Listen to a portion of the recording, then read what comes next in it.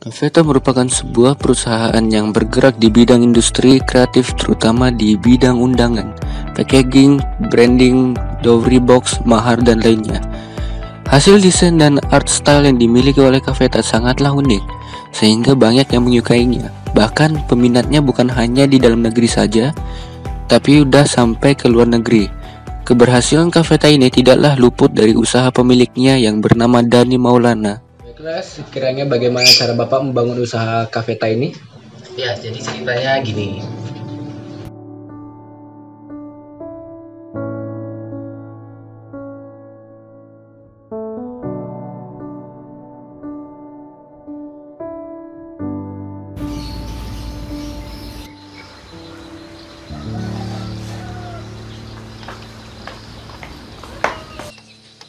Pak. Pak. Coba lihat. Apa ini, Nak? Aku keterima, Pak, di universitas yang aku inginkan. Oh, serius? Iya. Benar? Alhamdulillah. Kamu telah diterima universitas tersebut, tetapi kamu tidak bisa masuk di universitas tersebut. Loh, kenapa, Pak? Waktu itu saya sudah keterima di salah satu universitas di Jawa. Cuma ternyata saya tidak mendapatkan izin dari orang tua saya. Jadi akhirnya saya tidak mengambil universitas itu dan memutuskan untuk ikut pindah ke Batam, Oke itu. Sebenarnya berat rasanya untuk merelakan kampus impian saya dan meninggalkan kampung halaman. Tapi mau gimana lagi? Keadaan saat itu memaksa saya untuk mengikuti permintaan orang tua saya untuk pindah ke Batam. Saya mengambil salah satu politeknik negeri Batam di sana. Itu negeri di sana. Cuma waktu itu pendaftaran sudah tutup, jadi saya nggak bisa mendaftar di sana. Jadi saya mengisi waktu luang saya 1 tahun itu dengan kursus bahasa Inggris waktu itu. Jadi setelah mendaftar 1 tahun itu, akhirnya saya mendaftarkan diri di sana, mengambil D3 Informatika. Alhamdulillah waktu itu keterima di sana. Setelah lulus dan mendapatkan ijazah D3, saya mencoba melamar ke beberapa tempat. Tujuan utama saya adalah agensi kreatif. Cukup sulit memang untuk mendapatkan panggilan kerja saat itu, karena saya memang masih fresh graduate dan belum memiliki pengalaman yang cukup.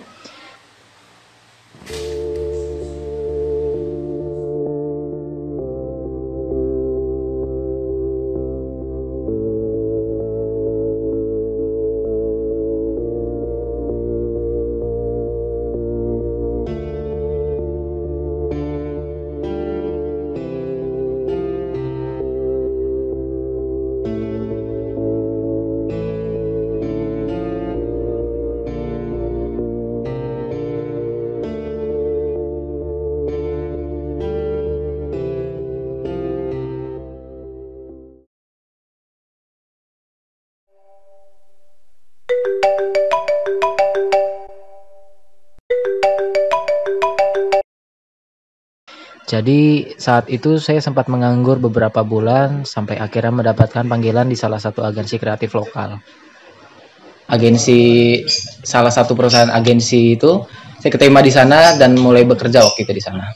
Sebenarnya waktu itu saya pengen mencari salah satu agensi di luar negeri, karena di sana kan lebih menjanjikan ya. Cuma karena di sana belum mendapatkan panggilan, jadi akhirnya saya bekerja dulu di sini di salah satu agensi di Batam. Dan setelah beberapa minggu kerja di sana, alhamdulillah akhirnya saya mendapatkan panggilan di sana. Dan bertepatan dengan panggilan kerja itu, ada juga ada info bahwa Politeknik ini membuka kelas malam D4 dia. Jadi lanjut jenjang dari saya kan kemarin D3. Jadi saya bisa lanjut ke D4 waktu itu. Jadi akhirnya saya memutuskan untuk mengambil keduanya. D4 saya kuliah ambil D4 dan saya juga ambil pekerjaan yang di luar negeri tadi. Jadi waktu itu saya pernah mendapatkan tugas dari kantor disuruh desain waktu itu. Cuma ternyata saya nggak bisa karena saya memang nggak punya skill untuk desain. Makanya saya memutuskan untuk mengambil D4 ini agar saya bisa punya skill baru, agar saya bisa menguasai pekerjaan saya. Saya waktu itu sempat diberikan arahan sama dosen saya karena waktu itu kan saya sempat kesulitan antara membagi waktu antara pekerjaan dan kuliah.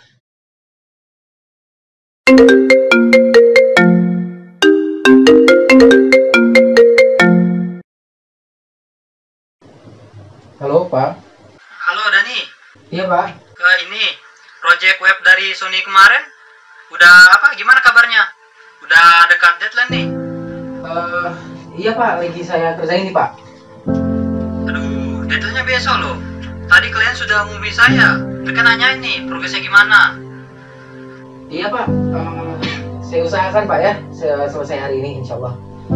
Aduh, kamu kenapa akhir-akhir ini kinerjanya kurang sih? Ada masalah apa sebenarnya? Iya Pak, maaf sebenarnya saya nggak sambil kuliah, jadi saya sedikit kesulitan untuk mengatur waktu saya Pak. Kamu fokus kuliah atau kerja? Klien sudah nagih-nagih proyeknya. Sekarang kamu mau gimana? Saya kasih pilihan ke kamu, kuliah atau kerja? Aduh Pak, maaf, tapi saya butuh keduanya Pak. Loh, nggak bisa gitu dong. Sedangkan kamu aja nggak bisa bagi waktu kamu. Gini nih Pak, saya minta kesempatan satu kali lagi. Saya janji kejadian seperti ini nggak akan terulang lagi Pak. Oke, saya kasih kamu kesempatan. Tapi, jika kamu tidak bisa mengatur waktu kamu, akan saya berikan kamu peringatan. Gimana? Mengerti? Baik Pak, baik. Siap, mengerti. Terima kasih banyak Pak. Sebenarnya banyak kesulitan saat saya masih kuliah. Pada waktu itu kan saya harus membagi waktu antara kuliah dan bekerja. Jadi salah satu cara untuk saya mengatasi itu dengan pulang kerja, saya langsung mengerjakan tugas-tugas kuliah saya. Saya sempat waktu itu mengerjakan sampai subuh, sampai malam. Itu udah makanan sehari-hari bagi saya.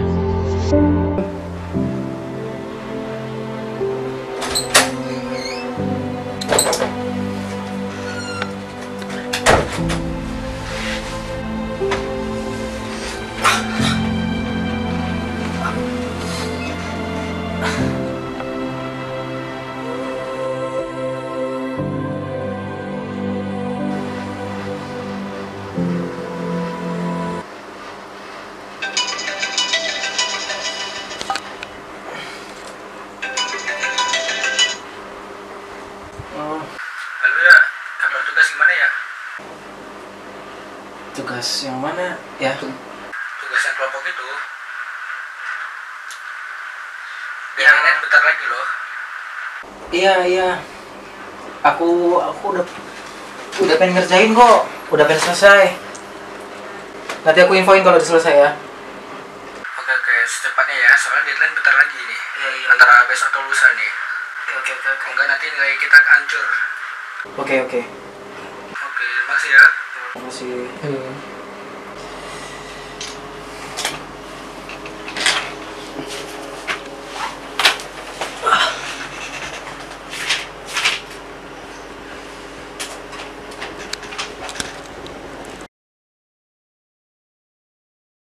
Setelah wisuda, akhirnya saya memutuskan untuk menikah dan saya berusaha membuka beberapa usaha kecil-kecilan seperti menjual bakso, menjual es buah, jual pulsa, semacam itu. Terus istri saya juga nggak mau kalah waktu itu. Akhirnya dia membuka online shop yang isinya dia itu menjual seperti souvenir pernikahan gitu. Dan ternyata usaha kami ini nggak ada yang jalan. Semuanya itu gagal kecuali usaha istri saya yang menjual souvenir tadi. Ternyata souvenir yang dia jual itu mendapatkan sambutan baik dari klien-kliennya. Jadi banyak orang-orang yang mencari souvenir dia karena menarik katanya. Dan suatu hari saya itu mendapat pesan dari teman saya yang ingin menikah. Ternyata dia membutuhkan undangan dan dia meminta saya untuk mendesain undangannya. Sebenarnya saya masih agak ragu ya karena kan saya tidak di profesi itu. Saya tidak mendalami profesi itu, jadi saya agak-agak ragu untuk menerimanya. Cuma setelah diobrolkan dengan istri saya, ternyata istri saya bilang nggak ada salahnya untuk saya untuk mencoba. Jadi akhirnya saya mencoba untuk mengambil pekerjaan itu, tawaran itu, dan ternyata hasilnya itu memuaskan dia puas, dan akhirnya dia merekomendasikan saya ke teman-temannya. Setelah mendapatkan sambutan baik dari teman saya itu, saya kan direkomendasikan dia ke teman-temannya, dan ternyata banyak pesanan-pesanan yang datang ke saya. Dan dari situ ternyata saya sadar bahwa usaha ini menjanjikan. Jadi akhirnya saya memutuskan untuk resign dari pekerjaan saya yang di luar negeri itu, dan saya memutuskan untuk melanjutkan usaha saya ini.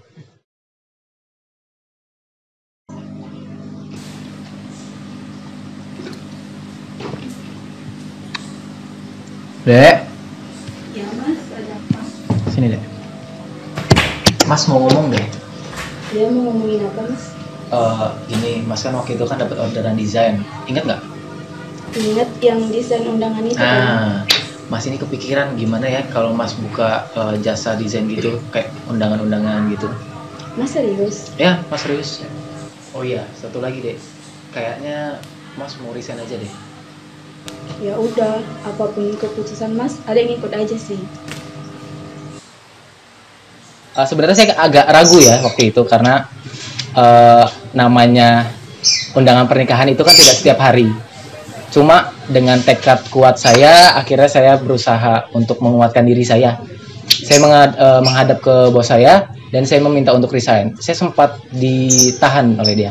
Dia menawarkan beberapa pilihan seperti menaikkan gaji saya, terus macam-macam. Dia banyak memberikan saya beberapa pilihan. Cuma saya tetap teguh pendirian saya. Saya tetap memutuskan untuk membuka usaha saya itu. Akhirnya dengan perdebatan yang lumayan panjang, akhirnya bos saya menerima surat resign saya dan saya akhirnya mengundurkan diri dari situ dan melanjutkan usaha saya sampai alhamdulillah sebesar ini. Seperti itu. Dan pada akhirnya Dani menjalankan usaha ini dengan penuh semangat karena hal inilah yang selama ini Dani impikan, bekerja tanpa diperintahkan oleh orang lain dengan berbagai macam usaha yang Dani lakukan.